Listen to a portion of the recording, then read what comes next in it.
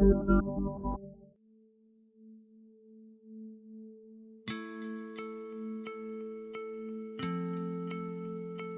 are up in arms.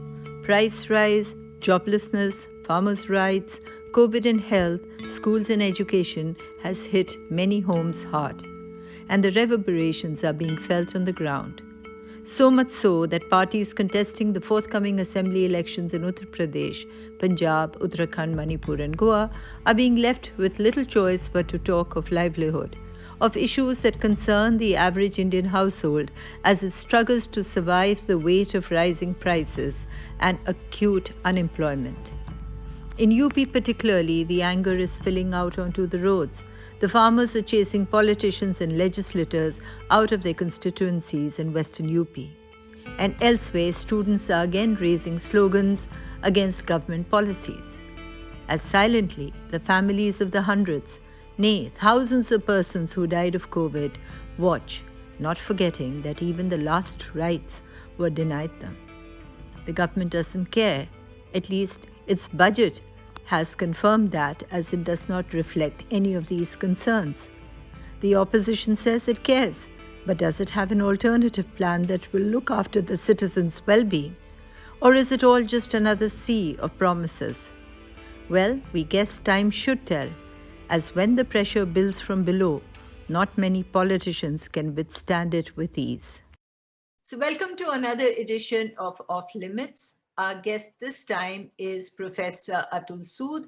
He is teaching at the Jawaharlal Nehru University in the School of Social Sciences. He's a well-known economist. He's a writer, researcher on development and policy issues in India. So welcome and thank you so much for joining us. Thanks, Seema, for asking me to come. So obviously, I'm going to start this whole discussion with the budget, which we have just seen being presented in the Lok Sabha. And what is the main takeaway from it? Seema, it's been now 4 days since the budget has been announced. Right. And a lot of writing and commentators have commented on the budget. Very briefly, I would say that if we want to talk about the budget today, there'd be three key things or three key aspects on which probably I would like to sort of say some things. One is on the larger arithmetic of the budget. Two, to say what is the development strategy that is implicit in the budget. And three, what is the larger political project that is embedded in the budget and how it has a continuity with the other economic initiatives or policy initiatives that we have seen over the last 5 to 6 years. So I think these are three sort of, dimensions on the budget that we can talk about briefly, if that is okay. That's fine. Yeah. So on the briefly, the third definitely of interest. Yeah. Okay. So on the arithmetic of the budget, I mean, just to remind ourselves, where we are talking about these numbers and expenditures and so on and revenue generation, which is what the arithmetic of the budget deals with, we must remember that what we are talking at a time when we have demonetization and we have seen the suffering of the informal sector workers, of the poor in general. We have seen the migrant workers during the lockdown and the suffering and the vulnerabilities of their livelihoods and the resultant tragedies that followed. Third, we have seen the loss of life and trauma coming from COVID and the whole pandemic. And fourth is there's something that we have learned as a nation in the context of the farmers movement and the issues that they have brought in front of us. So if we're looking at aggregate numbers on this budget, I think these is the four things in the background that we should keep in our mind when we do our conversations about the numbers.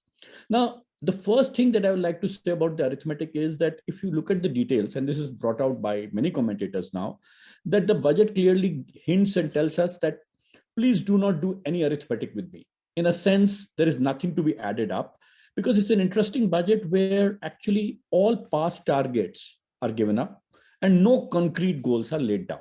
That's very, so, Sabka Saath, Sabka Vikas that was promised 8 years ago, development for all, is not under scrutiny either through targets or through goals. In fact, as a nation, as citizens, we have been now asked that the burden of development is on the people, on us.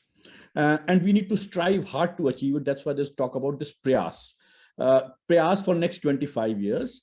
And as we celebrate the Amrit Kal, the golden period, the 100th year. So this is, the whole vague, framing of the targets and the goals, or the absence of it is something.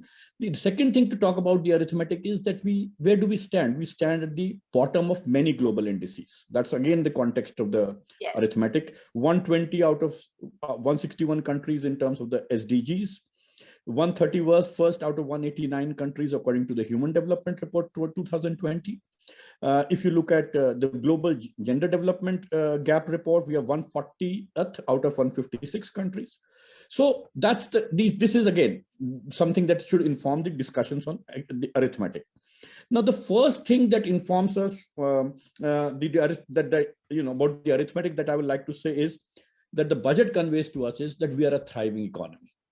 That's the assumption of the numbers game of the budget, that we are a thriving economy.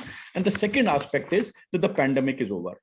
51% of the population is vaccinated, but based on these two assumptions that, pandemic is over, we are a thriving economy, then we can discuss the numbers.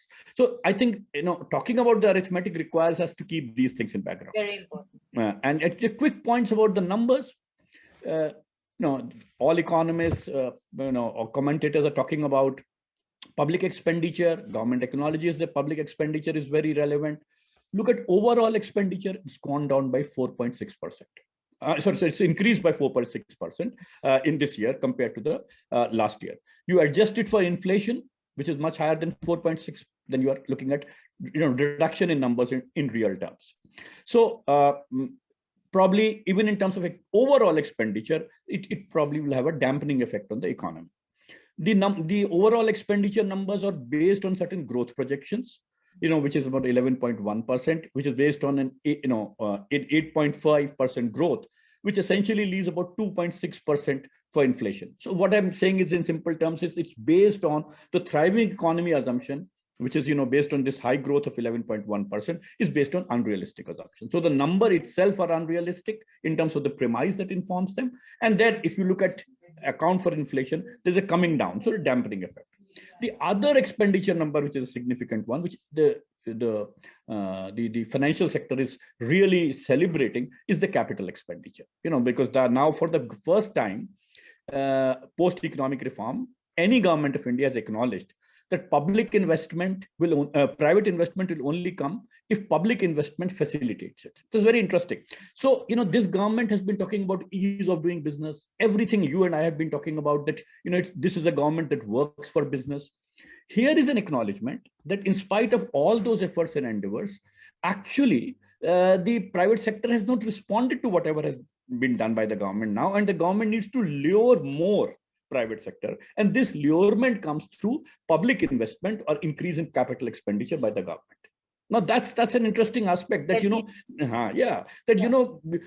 everything we were told we can't do this because this will discourage investment, but investment hasn't come and is acknowledged by the government. Now, the capital expenditure numbers are getting very interesting. There's some increase, about 35% increase from 5.5 lakh crores to 7.5 lakh crores. If you adjust it for, revised estimates, the increase becomes 25%. But I'm not going to that nitty-gritty.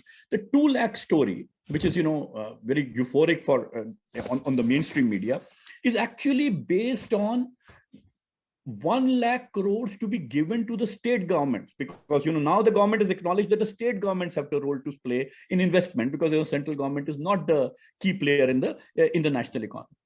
You have a threshold limit of borrowing by the state governments, 4% of the GDP.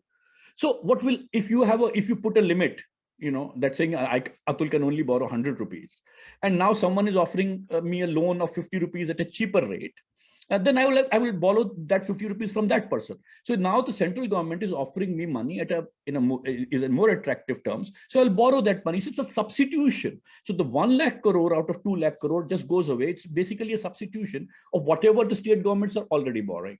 Now the remaining 1 lakh crore, that remaining 1 lakh crore is also coming, the two sources that will probably invest or spend that money would be the central government departments, and the other would be the public sector companies.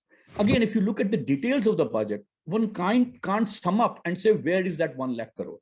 So all I'm saying is that the expenditure story, aggregate expenditure and capital expenditure story, the numbers aren't that encouraging and do not reflect what is being communicated through the budget, in which the business sector so far is saying that it is there in the budget, but I think they know it, because if you look at the capital expenditure numbers, they know by November 2021, only 50% of this year's target was met. So the private sector realizes that the government's numbers are unrealistic. But because, this government stands for big business, it facilitates global investors and a partnership under the PPP between the global and the private investors domestically, because it largely stands for the interest of the capital. So they know the numbers are unrealistic, but it stands behind the budget because it meets their objectives of accumulation and profitability. So I think that's the overall expenditure story that I want to share with your listeners and viewers. Right.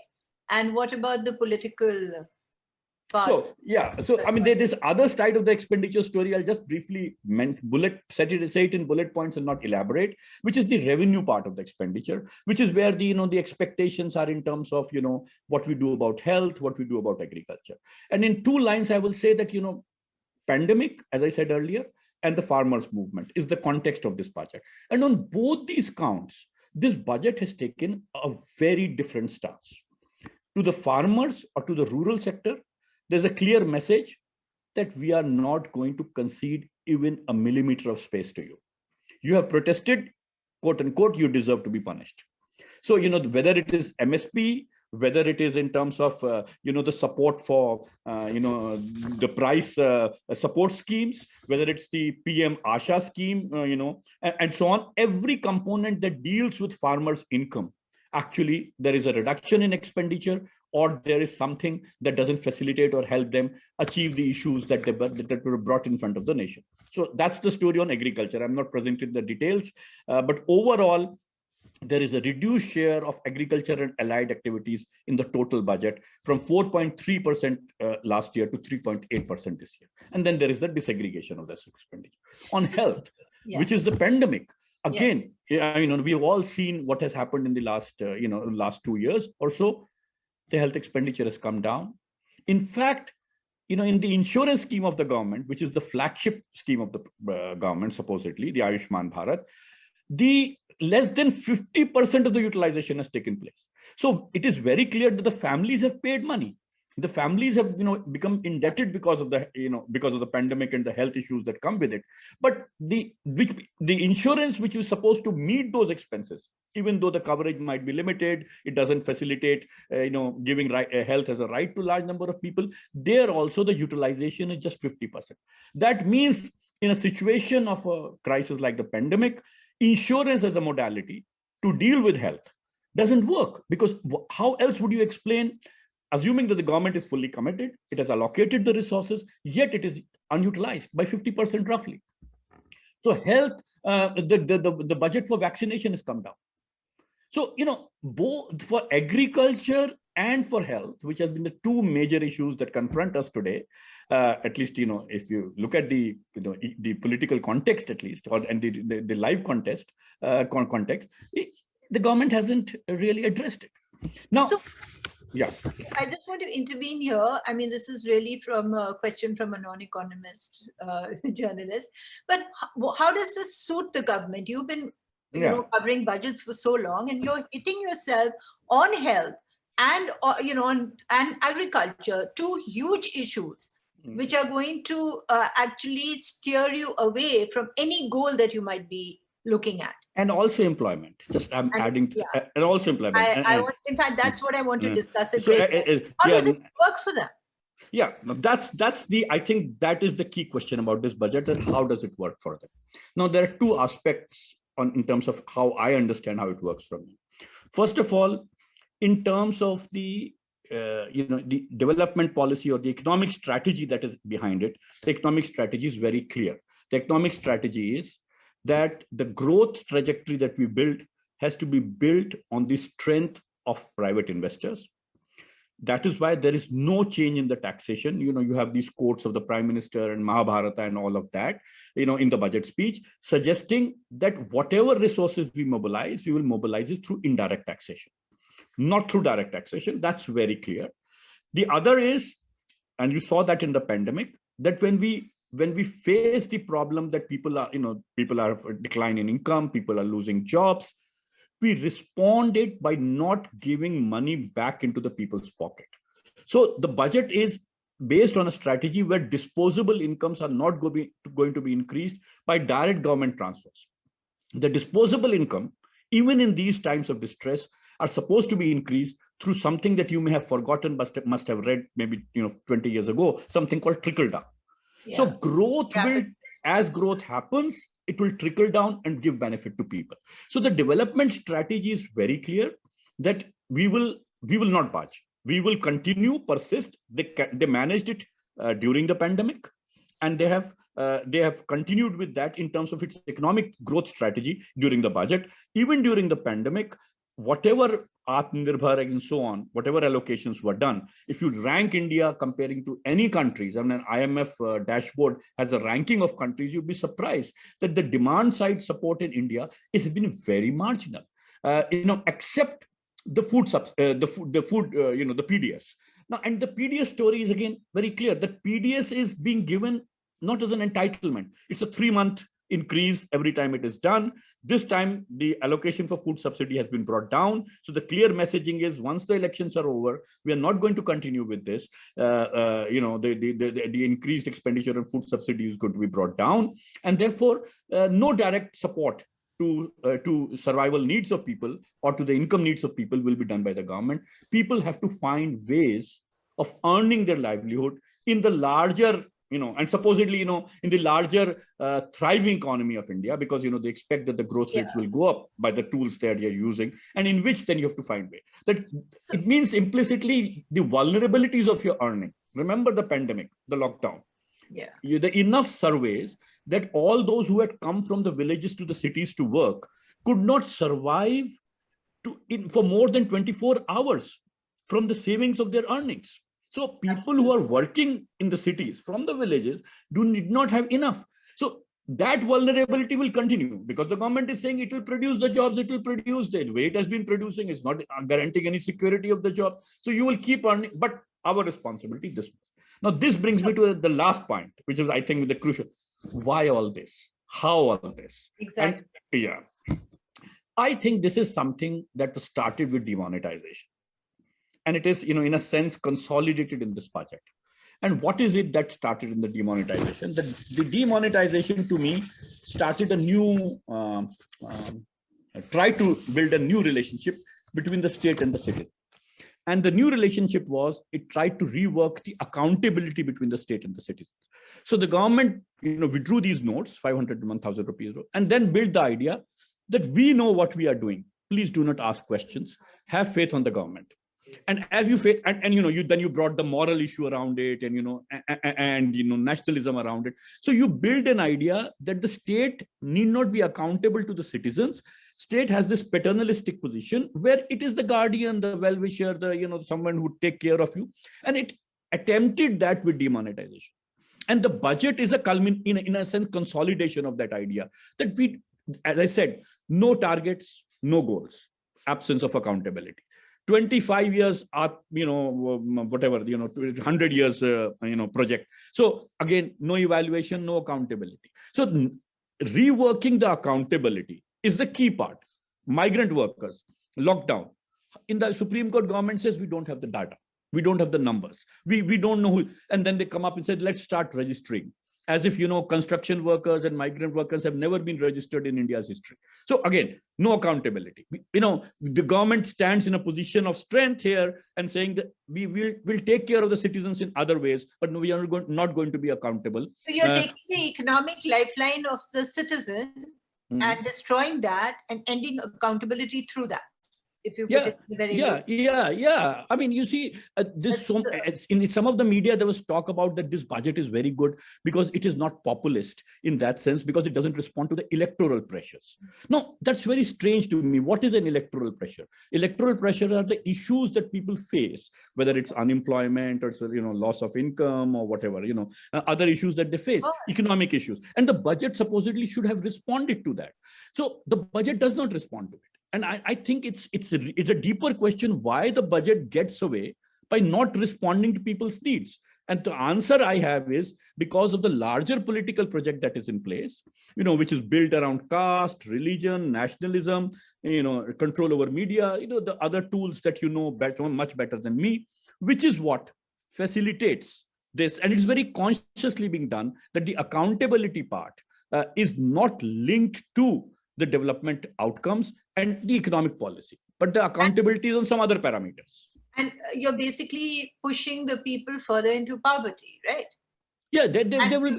Do you as the government, does the government know this? Is it doing this deliberately? The Oxfam report. The pandemic, has, increased the billionaires. Yeah. The inequalities have increased. Government's own data is saying it is giving food to 80% of India's population. 84% have faced decline in income. These are numbers right in front of us.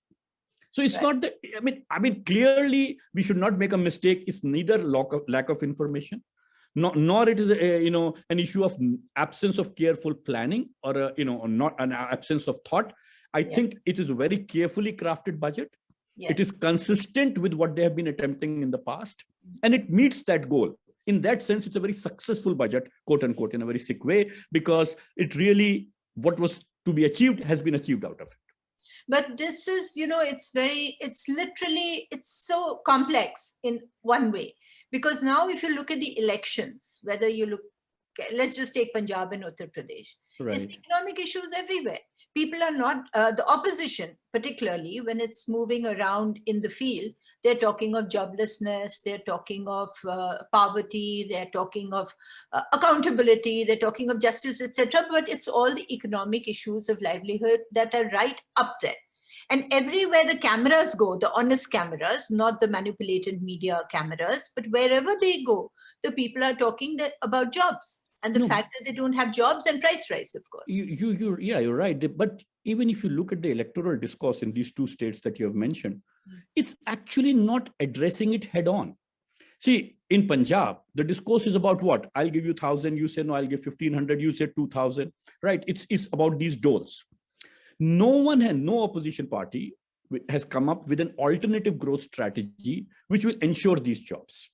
So in a sense, it's acknowledgement, yes, that this growth strategy has not, but again, I think it's still repeating the same thing. There are no details to tell us. The difference is this government is not even acknowledging job is an issue. Here are political parties which are willing to acknowledge. So it's like, pre-BJP days when we acknowledged that this was a problem. What solution or what response we will do to this is something that the opposition parties have also not, brought their heads together to answer it. So in a sense, it's a halfway, it's a half step. You're raising the issues, but you're actually not, dealing with it in a comprehensive manner. What would be the alternative strategy in UP to bring more jobs? Right. I promise X amount of jobs, but how am I going to bring it? Would the mega highways be the mechanism for it? Do we really need to rethink about the technology choices we make? Should we not shift emphasis towards rural and agriculture much more than before? Should we not be talking about small scale skilling in a very different way than the skill policy of? So there are a lot of details to be talked about if you really seriously, meaningfully want to address the issue of job.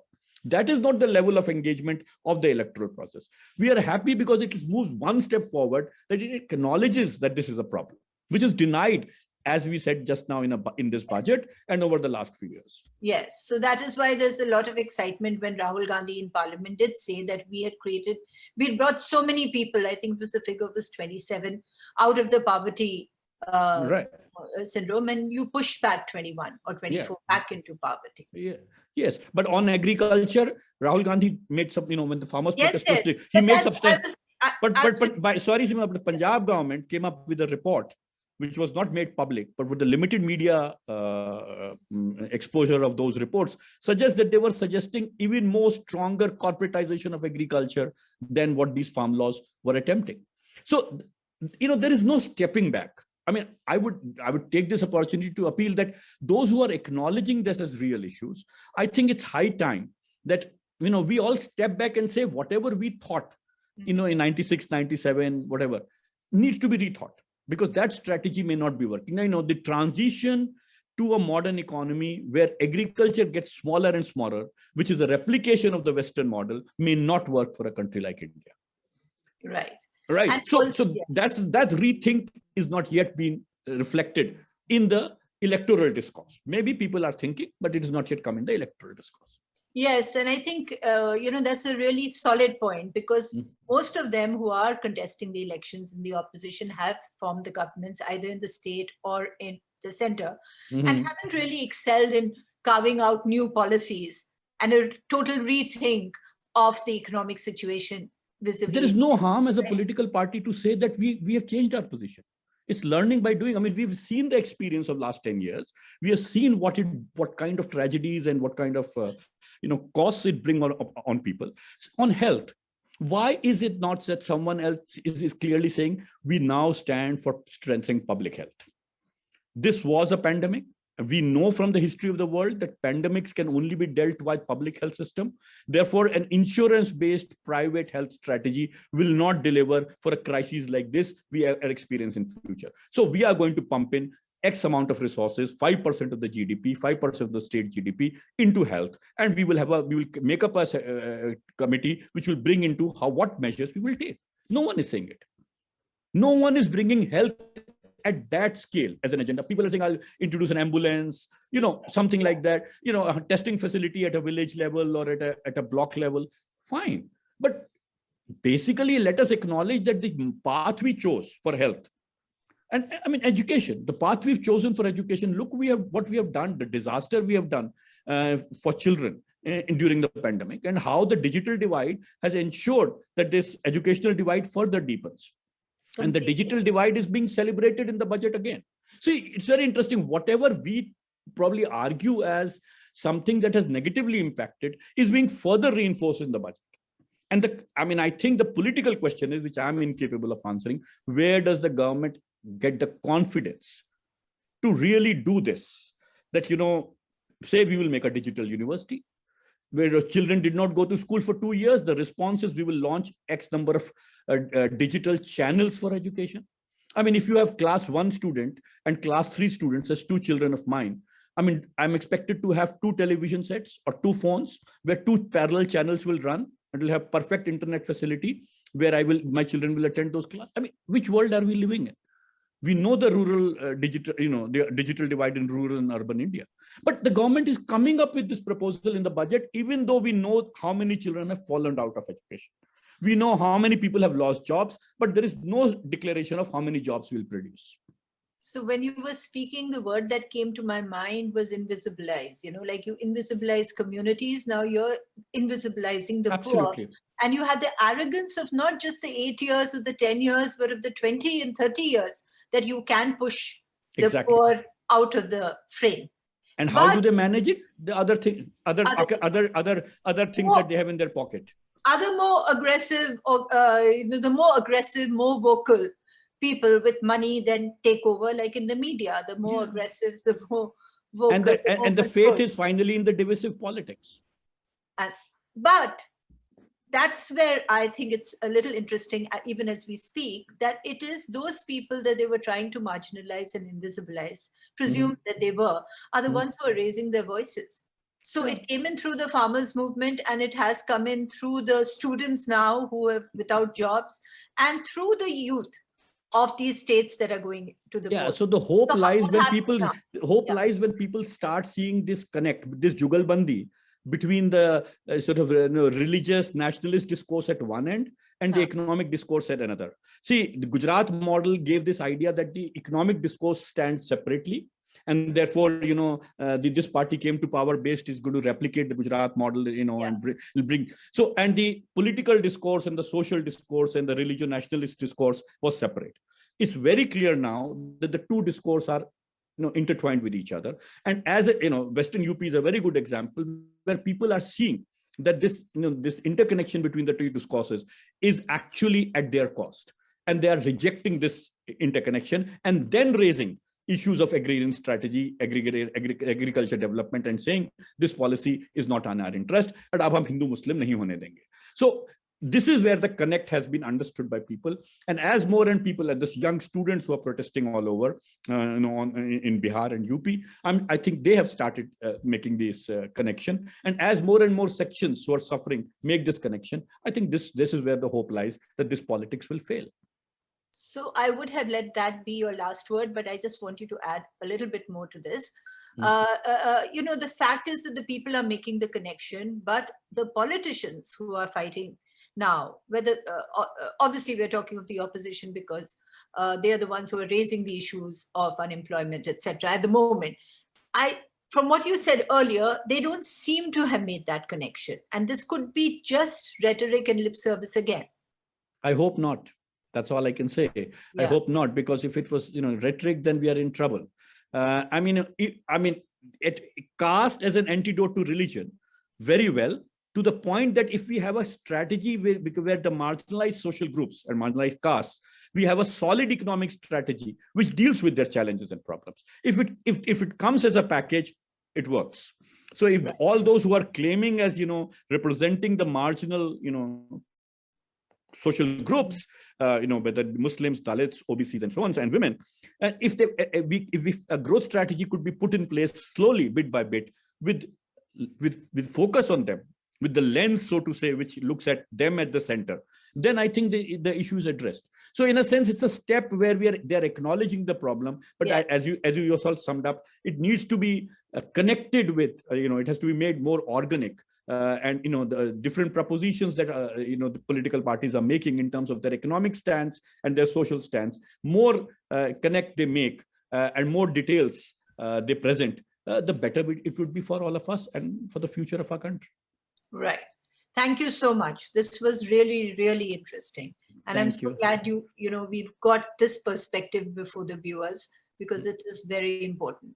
So thank you. Thanks. Thank you for asking me to come and speak. Thank you. It is interesting that this time around, the issues before the people or raised by the people for the elections in 5 states have to do with livelihood. They have to do with jobs. They have to do with health concerns. They have to do with rights and with justice, with price rise, and sheer issues of livelihood. As Dr. Atul Sood said, the budget this year was presented against the backdrop of very, very major issues of demonetization earlier, of the migrant crisis also a little earlier, more recently, the COVID deaths of hundreds and thousands of persons who died or were turned bankrupt by the epidemic, farmers' laws, which had the farmers of this country, and particularly those of North India, sitting on the roads for over a year. And of course now, joblessness.